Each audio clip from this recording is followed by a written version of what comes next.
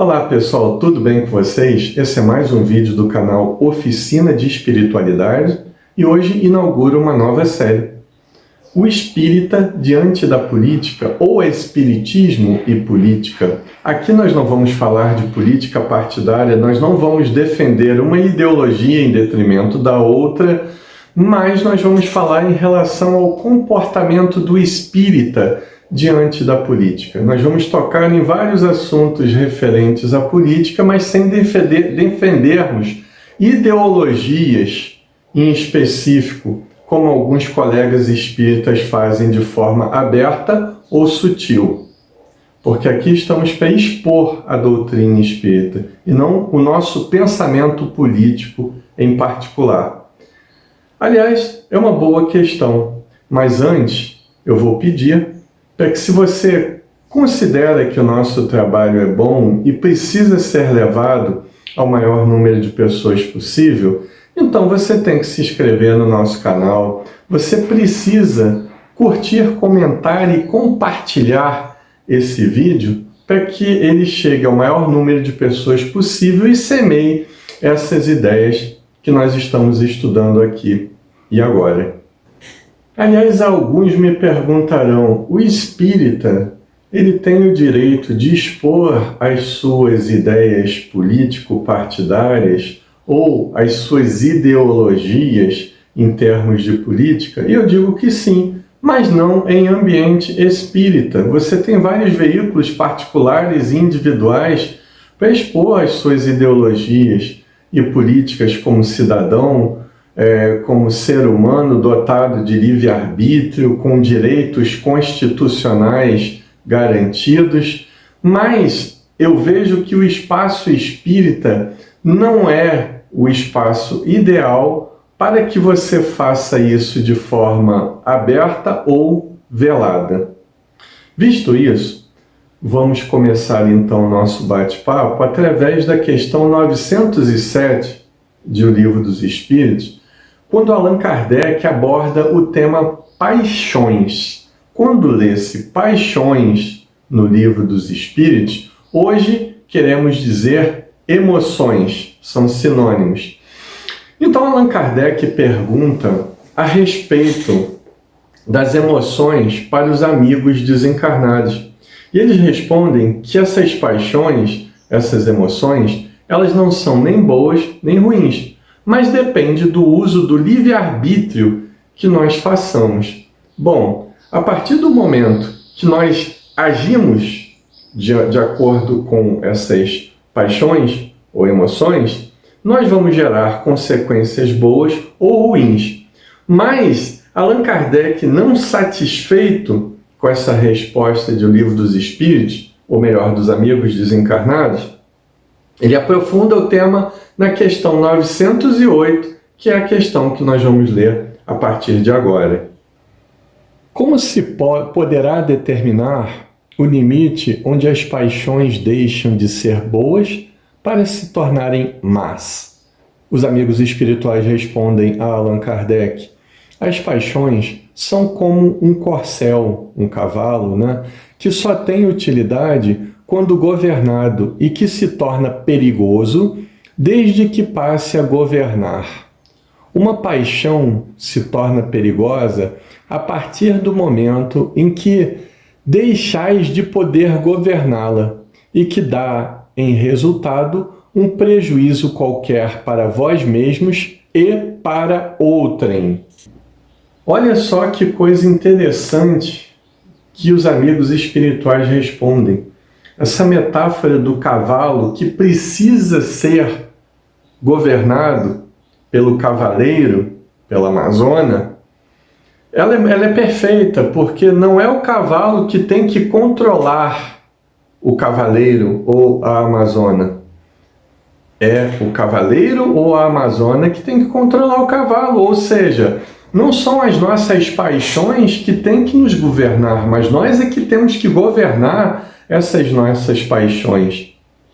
Porque quando não as governamos, elas se tornam vícios, maus hábitos, que vão causar, sim, prejuízos para nós mesmos e para as outras pessoas, sobretudo as que vivem próximas a nós, da nossa família, o nosso círculo de amizade, o círculo profissional e etc. E é o que nós temos observado hoje em dia em todas as religiões como um todo, mas no movimento espírita, como somos espíritas, vamos focar na nossa questão do movimento espírita, onde pessoas defendem de forma acirrada a sua ideologia de direita ou de esquerda, mas muitas vezes não sabem nem o que é o socialismo ou o comunismo, não sabem nem o que é o liberalismo econômico, o que é ser de direita, o que é ser de esquerda, não sabem que ser de direita ou de esquerda isso pode acontecer em vários espectros, ou seja, há várias formas de você vivenciar a direita ou a esquerda, desde as formas mais violentas para ambas, porque existe em ambos os casos, como também das formas mais inteligentes, sutis. Bom, vamos esmiuçar essa questão. Falamos de paixões. Então, a meu ver, duas das maiores paixões do ser humano são a religião e a política. Até mesmo alguns autores chegam a questionar a ideia de que a política também, quando muito apaixonada, quando muito enfatizada, quando se torna um vício, ela também não tem um contexto religioso envolvido. Mas essa é uma questão que não é pertinente a esse vídeo. Mas o que interessa aqui para nós é o seguinte, porque quando transformamos essa ideia de religião ou de política na busca de uma verdade absoluta que tem que servir para todos, na qual a nossa verdade ela é melhor do que a dos outros, então isso se torna a quebra da fronteira entre o bom e o ruim em termos de emoção, em termos de paixão.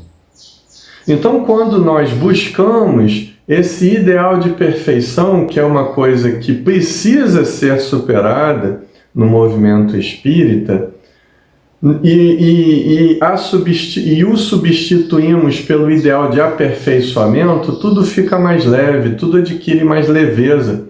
Nós paramos de querer converter os outros às nossas ideias.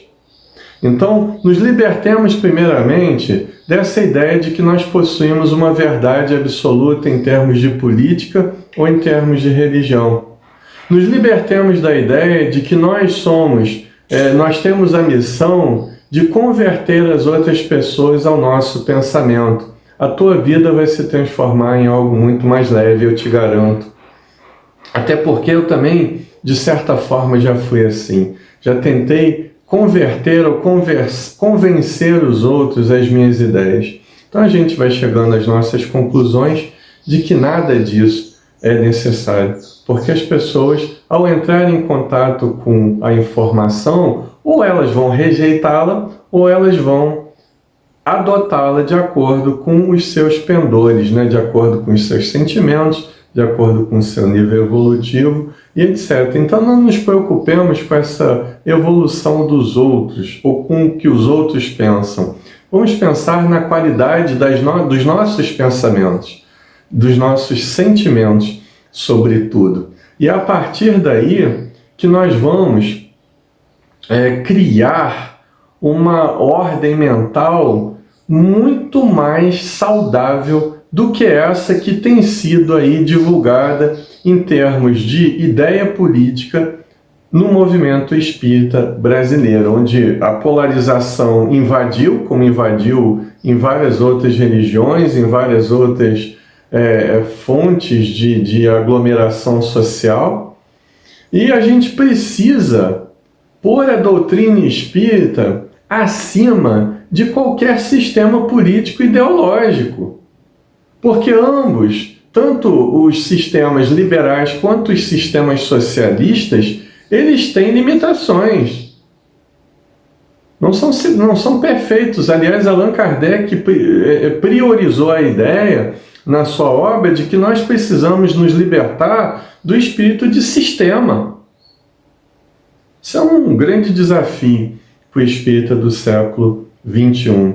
Então, a partir dessas ideias de Kardec, com os princípios básicos da doutrina espírita, nós vemos que essas ideologias político-partidárias ou políticas, elas são materialistas. E essa não é a proposta da doutrina espírita. O espiritismo fala em bem-estar social, o espiritismo fala em necessário e supérfluo, fala. E isso muitas vezes vai de encontro às nossas próprias ideias políticas, ou seja, contra ou a favor das nossas ideias políticas. Mas é o que está escrito e é o que é a doutrina espírita, e não o que nós queremos que ela seja de acordo com as nossas ideias políticas, percebe? Então aqui eu não sou o porta-voz das minhas ideias políticas particulares, e eu as tenho muito bem definidas e as debato em locais propícios para tal debate. Mas aqui o que prevalece sempre é a proposta espírita de renovação social. Para fecharmos agora, nós vamos terminar com o texto de Kardec. Eu vou fazer algumas considerações que eu acho muito pertinentes ao assunto. Então a gente termina esse nosso primeiro trabalho da série. Na Revista Espírita de 1862, precisamente no mês de fevereiro, Allan Kardec afirma o seguinte, sugere o seguinte: devo ainda vos chamar a atenção para outra tática de nossos adversários, a de procurar comprometer os espíritas, induzindo-os a se afastarem do verdadeiro objetivo da doutrina, que é o da moral, para abordarem questões que não são de sua competência e que poderiam, com toda razão, despertar suscetibilidades e desconfianças. Também não vos deixeis cair nessa armadilha. Afastai cuidadosamente de vossas reuniões tudo quanto disser respeito à política e às questões irritantes. Nesse caso, as discussões não levarão a nada e apenas suscitarão embaraços, enquanto ninguém questionará a moral quando ela for boa. Procurai no Espiritismo aquilo que vos pode melhorar, eis o essencial. Quando os homens forem melhores, as reformas sociais verdadeiramente úteis serão uma consequência natural. Então vamos estudar um pouquinho o texto. Eu gostaria que você pusesse os seus comentários no vídeo de uma forma respeitosa, mais livre, concordando ou não com o que eu vou falar, com a minha interpretação, o que é muito importante. Então, em primeiro lugar, Allan Kardec aponta a questão de que há adversários fora do Espiritismo, tanto encarnados quanto desencarnados, mas também há adversários que se infiltram no movimento espírita, como se fossem espíritas, para disseminar a discórdia. Entende? Esse é um perigo, porque nós não sabemos quem são essas pessoas, mas nós sabemos com a motivação através da qual elas agem, disseminando a discórdia, disseminando a desunião. E aqui, por discórdia e desunião, eu não quero dizer divergência, tá, gente? Porque é normal que uma pessoa não concorde com o pensamento da outra e exponha isso e tenha liberdade para exprimir o que ela está sentindo a respeito de determinado assunto, mas não de forma desrespeitosa, não de forma arrogante, minimizando ou desconsiderando a opinião do outro. E Allan Kardec alerta para que em nossas reuniões espíritas, isso aqui é uma reunião espírita, ainda que virtual, num canal de internet, nós precisamos não abordar questões irritantes ou de política, como o próprio Allan Kardec afirma aqui. Ah, mas Marcelo, Allan Kardec estava falando de uma época muito conturbada na França, que existiam perseguições às pessoas que discordavam do regime. Sim, é verdade. O contexto histórico em que Kardec escreveu isso era um contexto socialmente e politicamente muito frágil na França do século XIX. Mas ele falou de forma aberta, ele falou de forma objetiva. E quando ele usa a palavra política no texto, ele não, a meu ver, ele não se refere à ciência da política que algumas décadas depois da estadia dele na última encarnação começou a se desenvolver. Porque quando estudamos ciência política, nós entendemos que o ser humano, ele é um ser político. Ele é um ser que vive em sociedade. Ele é um ser que tenta, a todo momento, convencer as pessoas ao seu pensamento, às suas ideias, às suas convicções. E isso pode ser saudável, como pode ser doentio, como acabamos de ver há alguns minutos.